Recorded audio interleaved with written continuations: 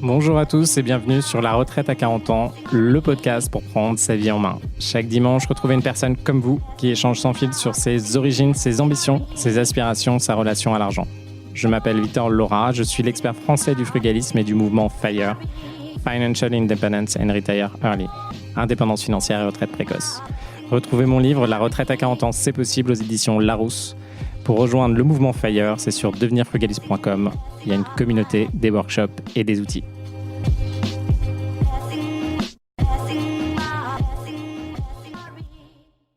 Bonjour à tous et bienvenue dans un nouvel épisode de La Retraite à 40 ans. Aujourd'hui, je réponds à vos questions. Première question de Julien. Merci Victor pour l'efficacité, super intéressant. Comment tu trouves des deals, car j'ai le sentiment que les annonces sur le Bon Coin et autres sont très chères, les agents difficiles en négo. Eh bien Julien, ça dépend d'où t'es, ça dépend de l'agent. Donc je vais vous donner un exemple. Il y a un moment, je faisais des investissements à cash flow neutre, donc là pas très loin de l'Oise, au-dessus de Paris. Donc le cash flow neutre, c'est quoi ? L'objectif, c'est qu'on va acheter des 80-95 mètres carrés et on va les louer à des familles et on veut que ce soit légèrement en cash flow positif à 50-100 euros. Cash flow positif, comme d'habitude, pour ceux qui nous écoutent, vous faites le loyer, moins la totalité des charges, moins la totalité de l'emprunt, moins la taxe foncière et vous avez votre cash flow. Lorsque je visitais, donc c'est une résidence où j'ai fait pas mal d'acquisitions et pour un 95 mètres carrés, j'étais plutôt sur du 130 000 euros, entre 120 et 130 000 euros de coût d'acquisition en fonction de la qualité du bien. Et là, j'y suis retourné avec une personne de mon programme qui s'appelle Yacine et on nous proposait un appartement qui appartenait à un médecin pour 180 000 euros. Et cet appartement à 180 000 euros, moi, je savais très bien que la valeur de marché, c'était plutôt du 120-130. Et là, l'agent en face de moi, je dis, écoutez, moi, un appartement comme ça, j'achète à 130. Je me suis fait insulter. L'agent m'expliquait que c'était le prix, que j'y connaissais rien, etc. Enfin, vous connaissez la sauce. Alors attention, quand vous avez finalement des gros écarts de prix comme ça, c'est à vous de voir comment vous les négociez. Le gars était vraiment très excité. Moi, je savais que j'allais finir par en trouver un bien au prix auquel je voulais. Ça n'a pas manqué. Il a fallu attendre 2 semaines. Au bout de 2 semaines, j'ai eu un appartement dans la gamme, 2 appartements d'ailleurs, dans la gamme de prix que je voulais. Donc tout ça pour retenir que généralement, ce qu'on a quand on a des différentiels de prix, alors soit déjà dès le départ, l'agent qui se positionne va essayer de défendre un prix qui est largement au-dessus du marché. Encore une fois, si vous voulez être au courant du prix du marché, regardez sur DVF pour avoir les dernières transactions et regardez les prix auxquels les derniers biens sont vendus.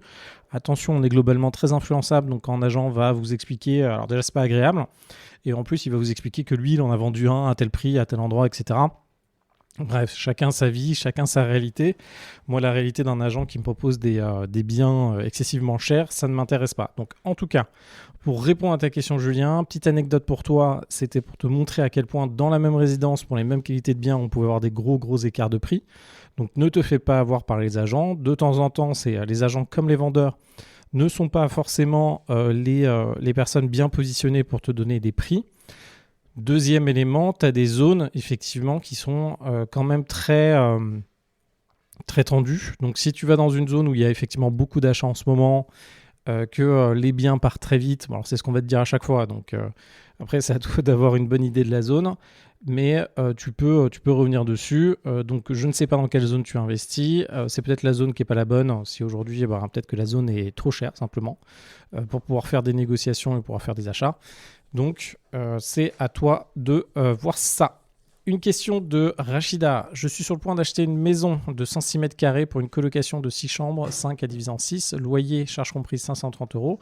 Prix d'achat 275 euros. Travaux 7K. Total 304 000 euros. Cash flow environ 1000 euros. Je suis à 15 minutes du RER B. L'année prochaine, ok, ligne 6.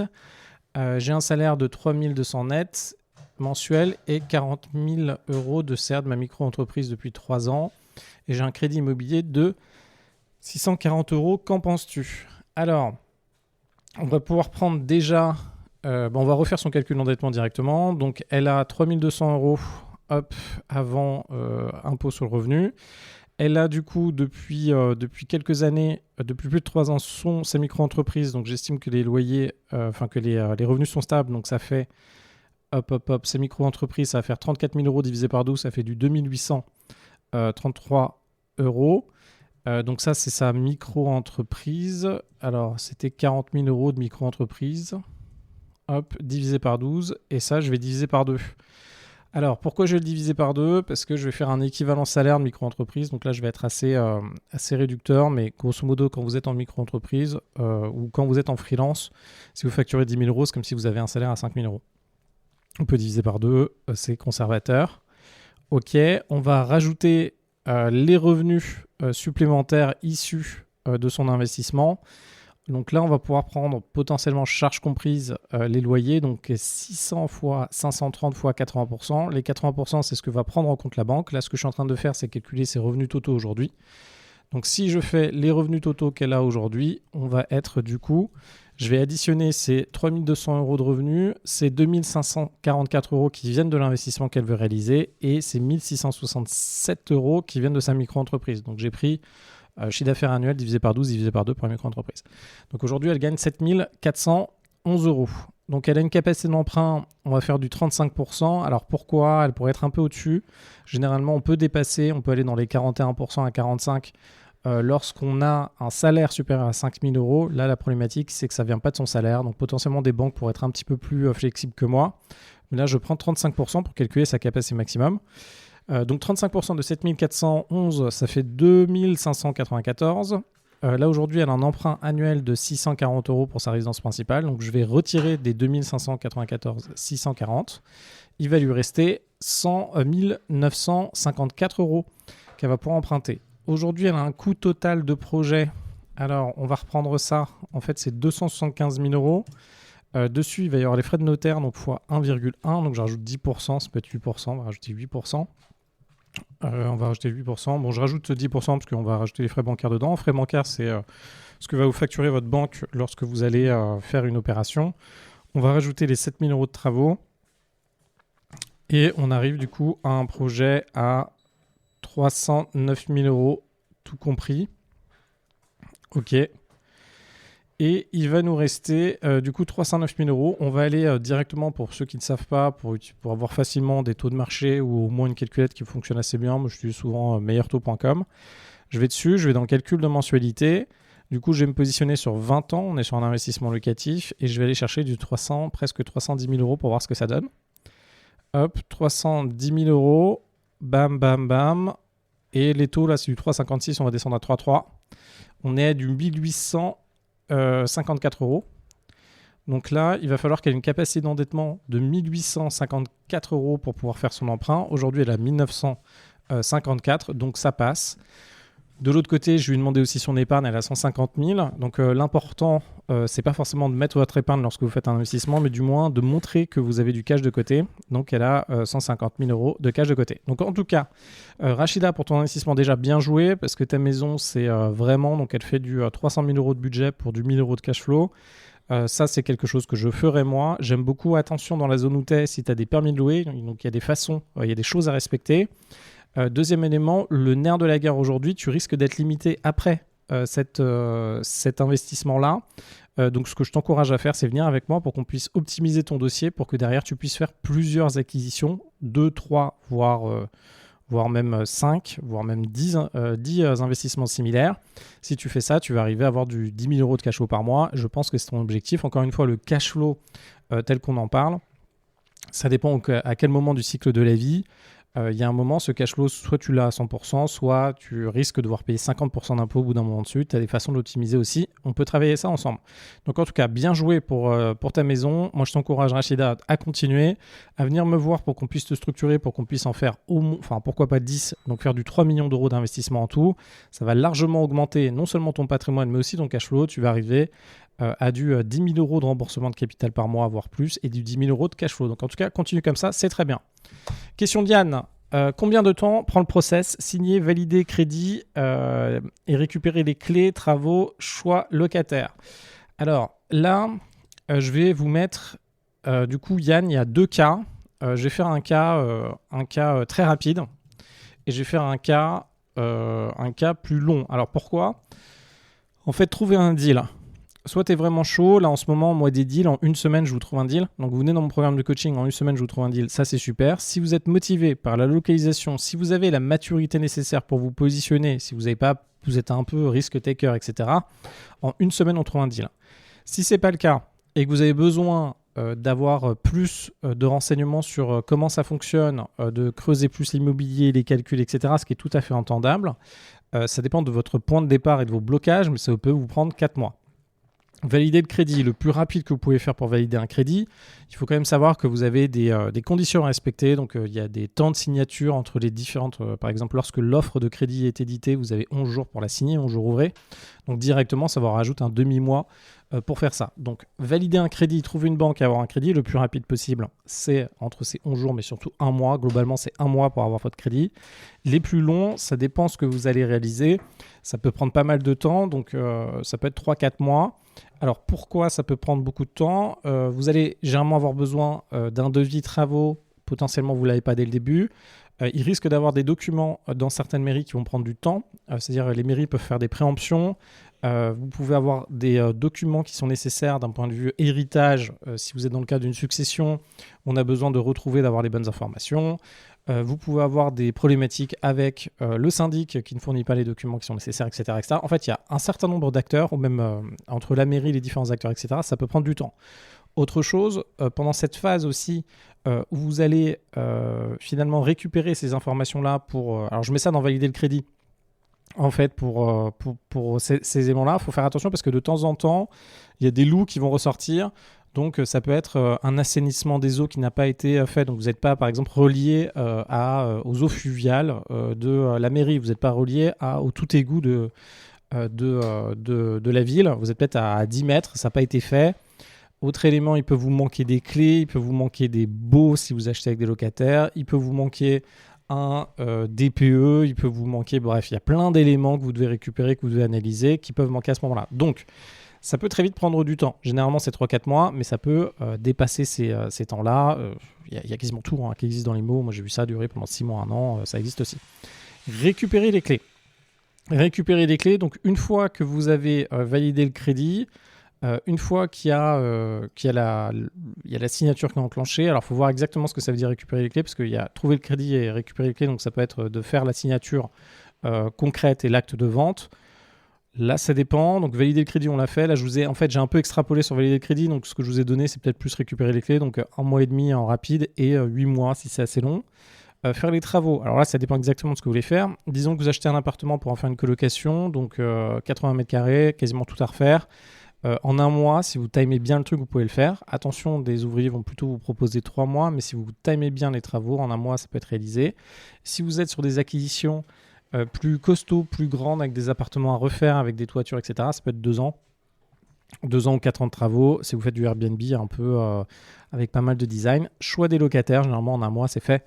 En 1 mois, voire moins d'1 mois, 1 semaine, c'est fait. En plus, tout ça, vous pouvez le coordonner à l'avance pour que ça fonctionne plus dans le temps. Donc, vous avez une version finalement très rapide. Franchement, en 1 mois, 2 mois, votre deal il peut être fait. En 2 mois, vous pouvez avoir un deal qui est on track. 1 mois pour financement, récupérer les clés et 1 mois pour faire les travaux et faire venir les locataires. Vous pouvez même descendre tout ça à 1 mois si vous n'avez pas de travaux à réaliser. En long, on peut être vraiment parti, alors là ça dépend grandement des travaux, mais on peut être parti sur 4 ans avant de sortir un deal, voire plus. Pensez à tout ce qui est hôtellerie, où là c'est excessivement long. Une question de Corentin. Quand on habite à Paris avec un job prenant, on fait comment pour gérer des appartes dans des lieux éloignés, référence inférieure à 3 000 € du mètre carré ? Alors pour faire simple, les 3 000 € du mètre carré, en Ile-de-France, tu peux faire des colocations, tu peux aller dans le nord, tu peux aller dans le sud, tu peux t'éloigner un petit peu, frôler avec l'Oise, etc. Moi, je t'encourage, Corentin, à commencer par ça, les colocations. Pour moi, c'est ce qui est le plus simple, ce qui fait pas mal de cash flow. Tu viens directement dans mon training, en 1 semaine, tu as tout compris, tu fais ton deal, go, c'est parti. Sinon, là, on va plutôt aller plus loin vers des 2 heures en train de l'Île-de-France. Donc là, tu peux quand même aller assez loin à un rayon qui est assez intéressant. Et là, tu as pas mal d'immeubles à aller visiter. Si vous voulez commencer à regarder des immeubles qui, sur le papier du moins, sont intéressants, regardez Vénitieux, de là d'où vient Ledger. Et là, vous avez des immeubles, vous allez voir, qui sont dans vos gammes de prix et vous êtes à ces distances-là de Paris, que ce soit en train ou que ce soit directement en voiture. Pourquoi as-tu vendu ton coworking ? Ça, c'est une question de Yann encore. Je crois que c'est Yann. Je n'ai pas qui m'a posé la question. Alors, oui, pour tout le monde, j'avais un coworking. Alors, j'en ai deux, j'en ai toujours un, mais j'en avais un dans le 15e qui s'appelle maintenant Georges XV. Et je l'ai vendu il y a maintenant plus d'un an. Pourquoi je l'ai vendu alors que ce coworking me rapportait 5 000 € par mois ? Alors, il me rapportait 5 000 € par mois de cash flow. Donc, pour vous donner l'ordre d'idée, je louais la totalité en moyenne pour 21 à 25 000 € par mois. Et j'avais le reste en charge, ce qui fait qu'il me restait 5 000 € de cash flow. Alors, ce coworking, l'histoire, pour ceux qui ne connaissent pas, moi j'étais en Afrique. Mon père avait une boîte de formation. Il avait des locaux dans le 15e, qui étaient les locaux de ce coworking-là. Et à un moment, il m'appelle, il me dit mon directeur financier est parti, sauf que le gars s'est barré avec 50% du business. Merci Benoît. Et du coup, la boîte de mon père, elle n'est pas du tout. Il m'a rappelé, il m'a dit il faut que tu regardes ça. Je suis rentré à Noël et là, je me suis rendu compte que c'était un petit peu la cata. Pour tout le monde, je ne pouvais pas laisser le truc couler parce que en fait, ma mère n'a pas de revenus, donc dépendait. Enfin bon, c'était tout un truc. Vous voyez les histoires familiales, donc je me suis dit, bon, il faut que je m'en occupe. Et je connaissais assez bien la boîte, j'avais fait le système de gestion, etc. à l'époque. Du coup, j'ai géré en même temps ma boîte Kenya et cette boîte en France où j'ai dû me séparer des équipes, tout refaire, etc. Donc j'ai délégué, etc., etc. Et pendant ce temps-là, j'ai vu le local, donc je lui ai dit, écoute, soit le local, on en fait un espace de coworking. J'étais dans un espace de coworking chez Google à l'époque, donc c'est à 10 ans, hein, c'était en 2014 tout ça, en 2013-2014, ce dont je vous parle. Donc il n'y a pas d'espace de coworking, c'était inconnu en France. Et je lui dis, écoute, soit on fait, on divise tout et on loue tout et on fait de l'argent, sinon on doit rendre le local. Il m'a dit, ok, on divise tout. Et donc là, j'ai lancé l'espace de coworking à ce moment-là. Très vite, alors le premier mois, ça n'a pas marché des masses et puis après, ça a cartonné. Donc il y avait plein de monde, etc. Et après, pendant une dizaine d'années, je l'ai exploité. J'avais quelques travaux à faire de remise aux normes pour tous ceux qui sont au courant des mises aux normes ERP. Pourquoi ? Parce qu'en fait, dans ce coworking, ce qui a rapporté le plus, il y a 4 salles de formation qui sont les 300 € la journée. Et ça, c'est ce qui a rapporté le plus. Et puis après, il y avait une douzaine, presque une vingtaine de postes de travail. Et après, 5 bureaux individuels. Bref, j'ai fait tout ça. Pendant cette phase-là, j'étais en train de développer plusieurs structures. J'étais en train de faire des reprises de boîtes aussi. Et j'avais ce coworking où la personne qui s'occupait pour moi depuis pas mal de temps est partie. J'ai fait un recrutement un peu à la va-vite. Ça me rajoutait de la charge et ce n'était pas mon objectif final. J'avais aussi des travaux à réaliser. Donc je me suis dit, écoute, faut que tu vendes cette activité parce que là, tu as trop de charges. Donc je l'ai vendu parce que j'avais trop de charges. Voilà, vous avez toute l'histoire. Et du coup, je voulais me concentrer sur d'autres choses. Alors, tu peux me permettre de faire un invest en PACA avec une rentabilité de combien de pourcents net ? Alors, pour vous donner un ordre d'idée, moi, je vais plutôt vous parler de cash flow parce que le pourcentage net, ça dépend de comment on fait l'investissement. En gros, moi, ce que je peux vous permettre de faire, c'est déjà de faire des investissements à 110% de dette. Donc là, ça vous permet de mettre zéro de votre argent. Donc, ce qui fait que vous allez faire des TRI où vous allez faire des rendements, mais hallucinant parce que vous mettez zéro d'argent. Donc vous allez gagner potentiellement 300 € par mois en ayant mis zéro. Donc si vous gagnez 300 € par mois en ayant mis zéro, vous imaginez que vous faites l'infini. C'est comme si là je vous disais, écoutez, vous mettez zéro pour investir en bourse et vous faites du 10% par an. Donc en tout cas, moi je vous permets de faire du 100%, 110% d'aide sans apport et je vous permets d'avoir les chiffres suivants. Donc pour 100 000 € d'invest, du 340 000 € de cash flow, du 340 000 € de patrimoine, ça vous fait du 680 € par mois en totalité de gains par mois. Donc patrimoine plus cash flow. Si on est du 200 000, on va arriver à du 1004. Si on est du 400 000, on va arriver à du 2007. Si on a du 800 000, à du 5004. Donc là, vous avez un ordre d'idée de ce que vous pouvez gagner par mois. Je pense que c'est imbattable. Ça vous demande quand même de comprendre comment ça marche et après vous avez quand même de la gestion à réaliser ou du moins de devoir gérer des agences. Mais en tout cas, là, l'IMO, c'est intéressant lorsqu'on fait ça. Ça dépend de votre profil, de ce que vous voulez faire. Mais en tout cas, pour ça, moi, je pense sincèrement que c'est imbattable. J'ai une question de Corentin. On gère comment l'IFI quand on y est soumis ? Alors, lorsque vous avez l'IFI, l'impôt sur la fortune immobilière, le nerf de la guerre, ça va être qu'on refasse travailler finalement votre patrimoine immobilier pour l'endetter. Donc, disons que vous avez de l'IFI parce que vous avez un appartement qui coûte 2 millions d'euros. Votre appart coûte 2 millions d'euros, vous le louez. là, vous êtes mal parce qu'il est totalement remboursé. Nous, ce qu'on va faire, c'est qu'on va se le racheter à nous-mêmes. Donc, il y a plein de techniques. Là, je vous parle d'une technique comme ça et après, vous voyez. Donc, sur 2 millions d'euros, on va du coup racheter l'appartement. On va mettre une dette de 1,6 million sur l'appart et on va mettre 400 000 euros de cash pour pouvoir se le racheter à soi-même avec une SCI à l'IR ou à l'IS. Ça dépend ce qu'on va faire. Du coup, on récupère 1,6 million. Là, je vous donne des grandes ordres d'idées. On pourra rajouter des frais, etc. On récupère 1,6 million en cash. Là, ce cash-là, on peut le remettre à destination de plusieurs choses. Soit on continue à faire de l'IMO avec, soit, et attention, parce que si on continue à faire de l'IMO avec, on retombera dans l'IFI. Sinon, on va, ça dépend comment on structure la dette derrière. Sinon, on fait de la bourse, sinon on fait du private equity derrière, ou d'autres types d'investissements. Donc là, ça nous permet en fait de passer d'un moment où on a 2 millions d'euros assujettis pour l'IFI à du 400 000 euros finalement assujettis à l'IFI. Donc on peut même sortir de l'IFI, on peut faire ça plusieurs fois et on peut continuer à augmenter ces parties-là. Autre élément, Arthur, que penses-tu des gens qui critiquent l'immobilier locatif en disant que cela n'est pas rentable ou bien ne permet pas de constituer un supplément de revenus? Alors là, moi je pense à deux choses. Dans un premier temps, il y a les gens qui ne savent pas faire d'investissement locatif. Là, je pense à mon ami Mounir de Finari. Alors lui, il a les deux trucs problématiques. Le premier truc problématique, il a fait un invest locatif une fois dans sa vie et du coup, ça n'a pas marché parce qu'il a perdu de l'argent en le revendant. Bon, ben voilà, si vous faites ça une fois, que vous ne savez pas faire du locatif, vous comprenez vite fait les chiffres et vous faites quelque chose, effectivement, ça ne marchera pas. Donc, il a fait un deal une fois dans sa vie, il a vendu, ça ne marche pas. Et surtout, ça défend son discours qui est de dire que finalement, l'immobilier, c'est pas intéressant, vaut mieux aller en bourse. Alors, si aujourd'hui, vous ne prenez pas le temps de faire du locatif, vous ne faites pas des bons investissements à rendement, effectivement, c'est mieux d'aller faire de la bourse, d'acheter un ETF Monde, vous avez moins de chances de vous tromper. Par contre, si vous faites de l'investissement locatif, vous comprenez comment faire, mettre peu d'apport, trouver des biens qui sont rentables, et faire du cash flow avec les biens, c'est imbattable par rapport à la bourse, du moins sur votre capacité à créer de l'argent. Deuxième élément, il y a toutes les personnes qui sont en faculté de faire de l'argent autrement. C'est le cas de Mounir aussi. Mounir, son enjeu, alors attention, il est un peu biaisé parce qu'il va vous pousser à plutôt aller sur de la bourse.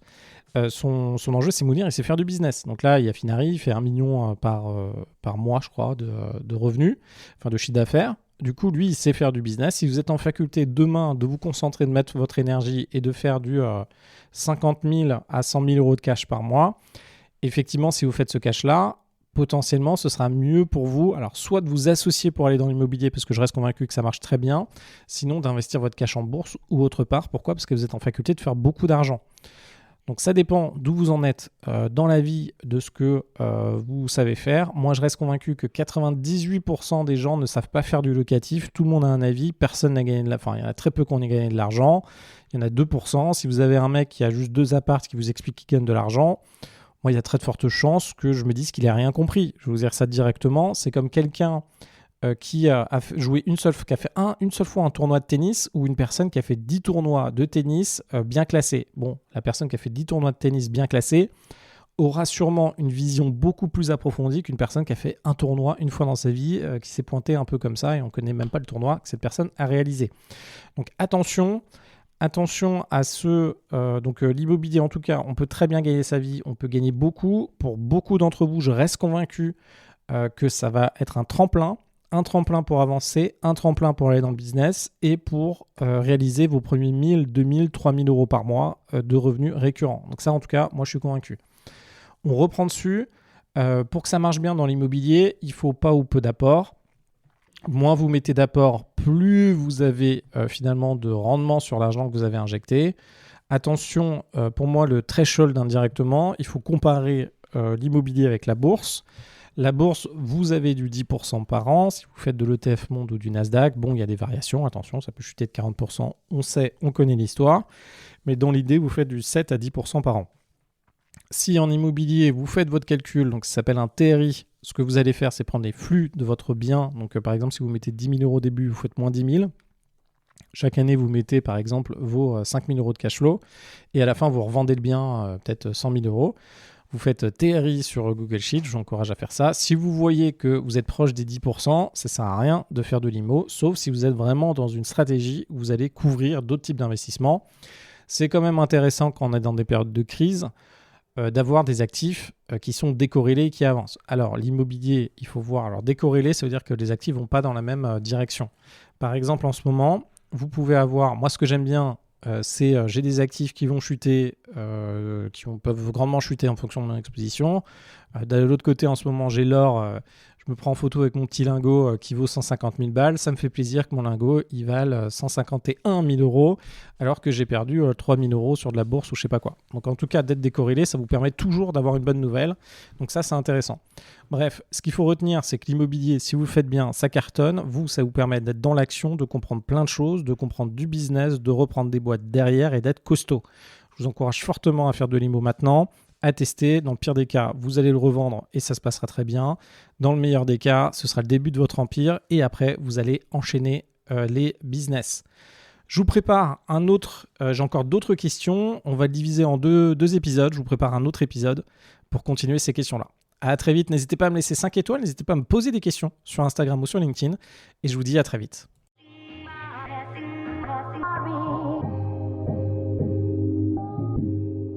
Vous venez d'écouter un épisode de La Retraite à 40 ans. N'hésitez pas à en parler autour de vous, à vous abonner, à rajouter 5 étoiles et à mettre un petit commentaire. Ça nous aide vraiment beaucoup. Pour être informé des nouveautés, rendez-vous sur devenirfrugaliste.com. Une question? Je réponds sur LinkedIn, Victor Lora, L-O-R-A. Et surtout, n'oubliez pas, vous êtes déjà au top. À très vite.